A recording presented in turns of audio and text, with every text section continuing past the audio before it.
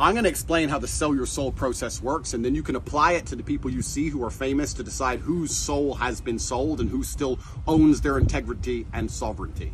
So basically, it's very difficult to become rich and famous in the world today without being gatekept. If you're on a sports team, you're gatekept by your sports team. If you say something you're not supposed to say, you're off the team. If you're in Hollywood and you say something you're not supposed to say, you're not in movies anymore. If you're on YouTube and you say something you're not supposed to say, they kick you off of YouTube. So you have these gatekeepers, and these gatekeepers basically offer you fame in return for not having certain opinions on certain subjects or not mentioning certain subjects at all. You're allowed to be a clown, you're allowed to scream, you're allowed to be a child, you're allowed to get kids interested in garbage, you're allowed to be an idiot, but you're not allowed to talk about anything important on these platforms. And if these things are asked of you, you have to have official opinions. If not, you lose your access to these platforms, because most of you at home don't realize that most influencers don't actually have the ability to make money without these platforms.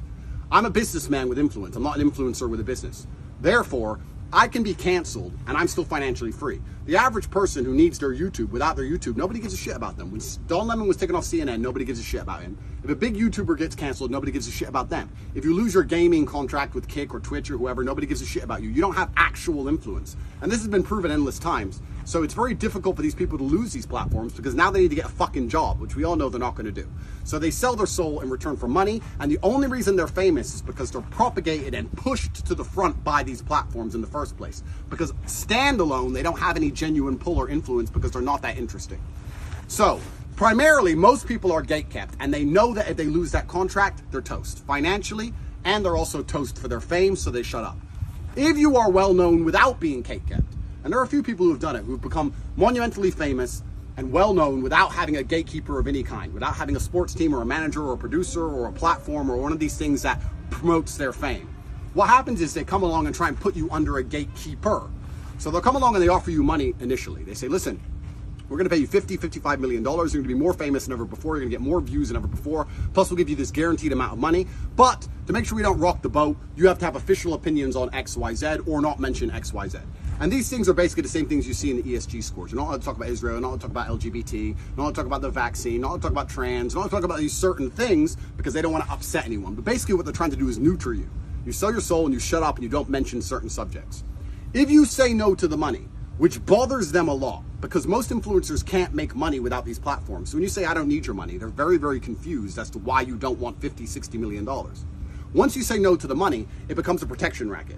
So the mafia used to walk into stores and say, people are going to break your windows, but if you pay us, we'll stop them from breaking your windows. And if you don't pay the mafia, they then break your windows themselves.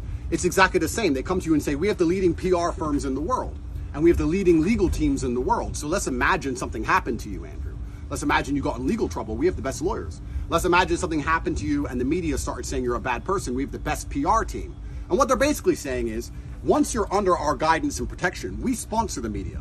Nobody pays for advertising in the media because it works. It doesn't work. They pay for advertising in the media because it's a big bribe racket. So let's say I was sponsored by a clothing brand, and that clothing brand was giving X amount of millions to the media. The media would not then attack me because they will not attack the poster boy for the clothing brand that pays them. It's a circle, right? So what they sit and say is, we have the best PR teams, the best lawyers. In case anything happens, Andrew, we want to make sure that your reputation isn't damaged. So not only do you get money, but you get public relations and legal protections. You say, no, I don't need these things. I'm not doing anything wrong. It's fine. I can hire my own lawyer and I'll handle my own PR. They then repeat it. They double down. They say, no, you don't understand. We have the best PR teams that are in links with the media, and we have the best lawyers globally. And you sit there and say, I understand what you're saying to me. I understand this is a protection racket. I get it. I'm just saying no. And they try for about 3 or 4 weeks. They amend the contract a little bit. They don't often offer more money. They try and get through to you that if you don't use that PR team for favor, that PR team will turn on you and attack you in the media. If you do not use that legal team for favor, that legal team will do its best to try and drum up charges against you wherever you manage to lay down your head at night. And it's a big protection racket. Once they understand that you're not afraid of them and you've declined the money, you've declined the PR, you've declined the legal assistance, that's when trouble starts to appear. That's when the mainstream media starts to attack you in perfect synchronicity. I go to sleep and I wake up one morning and every single media outlet in the world, globally, from India to America, has the same story the same day. Bam, saying I'm a misogynist or I'm racist or whatever they want to say. They've been attacking me every single day for 3 years. When I still had Instagram, I went to sleep one day and I woke up, and the next day 450 large LGBT accounts accused me of being homophobic overnight. They accused me of being homophobic overnight and attacked me at once, in sync. And they do this to drum up public opinion, because the public are stupid, and if they see enough accounts say something about somebody, they all jump in on it. So it's a very simple protection racket. Most people never become famous without already being part of the racket. If you become famous without being part of the racket, they try and convince you with money. If money doesn't work, they then try and explain to you that they control public relations, and they also have huge legal influence in most countries around the world, because anybody who doesn't understand the law understands that it's subjective. And if you're watching this at home, you are guilty of something if they want to find you guilty. And they try and explain to you that you're going to need this protection. You're too famous and you're too well known to be going through life without the kind of friends that can be afforded from a contract like this. If you decline that also and make it clear that your sanity is not for sale, your troubles begin.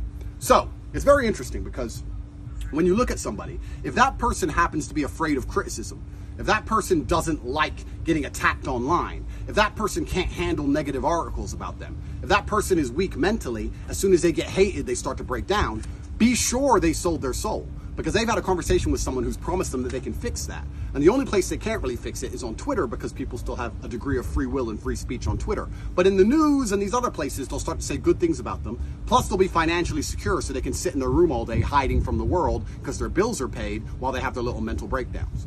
Anybody who is afraid of criticism, anybody who is weak mentally, anyone who's scared to be hated, it's actually very simple now in the world. If you look at somebody the media hates, their soul's not sold. If you look at somebody the media loves, their soul is sold. It works that way. And they try and scare you. First, they try and incentivize you with money, but then they try and scare you and make it very clear you're going to get in a lot of trouble and you're going to be very hated if you don't sign on this dotted line. And knowing what you know, you can take this information, you can take these parameters, and you can look at every single person you see who is famous, and you can see who has sold their soul to the devil and who is still a sovereign man.